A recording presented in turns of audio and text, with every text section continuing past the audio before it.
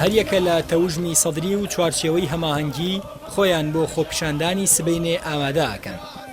پۆلیس و ئاسایشی بەغداش ڕێوشوێنی ئەمنی توندی لە ناوچەی سەوز گرتوتە بەر کە دەستگاکانی حکوومەت و باڵوێزخانەی وڵاتانی لەخۆ گرتووە.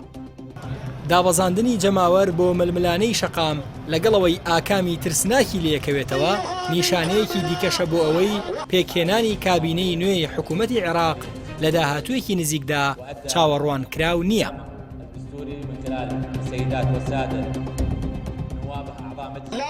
لە دوای خۆپیشاندانەکانی ڕابردوو موقتەدا سەدری ڕێبەری تەوژمی سەدری لە تویتێکدا ئەو ناڕەزایەتیەی بە شۆڕشی چاکسازی و ڕەتکردنەوەی ستەم و گەندەڵی لە قەڵەمدا و ڕایگەیاند پەیامەکەیان گەیشتووە و گەندەڵکارانیشی تۆقاندووە.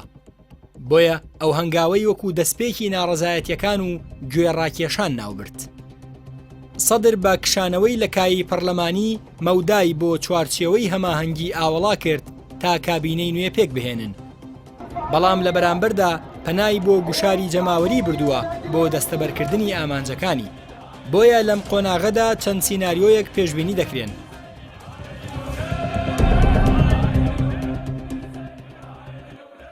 یەکەم، پاشەکشەی محەممەد شیاع سوودانی لە خۆپاڵاوتنی بۆ سەرۆکوەزیران و مانەوەی مستەفا کازمی بۆ ماوەیەکی دیکە کە تیایدا هەڵبژاردننی پێشوەختە ئەنجام بدرێ.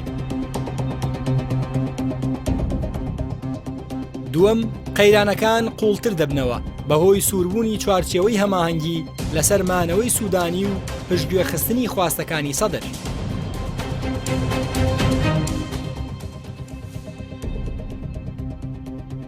سێم، کەسایەتێکی هاوبەش بۆ کابینەیەکی کاتی دیاری بکرێ تا هەڵبژاردننی نوێ ئەنجام بدرێتەوە.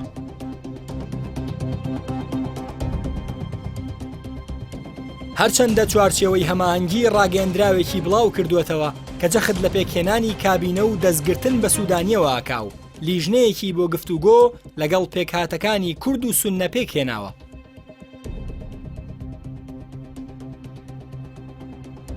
بەڵام ئەوە بابەتێکی ئاساییە لەم کاتەدا پاشەکشە بەرامبەر سەدر وەکو شکست لە قەڵەم بدرێ و پەلەی تێدا نەکرێ. بەڵام دوجار سیاسەتمەدار و ڕێبەرانی پراگماتیکی و گوشاری ناوچەیی ئەوە دەخوازن دۆخەکە نەگەێنە ئاستێک کە نەتوانن پاشەکشەی لێ بکەن. بۆیە پێشبینی دەکرێ بڕیار بگەڕێنەوە بۆ سوودانی و بڵێن ئەو بەخواستی خۆی پاشەکشەی کردووە نەک بەخواستی چوارچێوەی هەماهەنگی.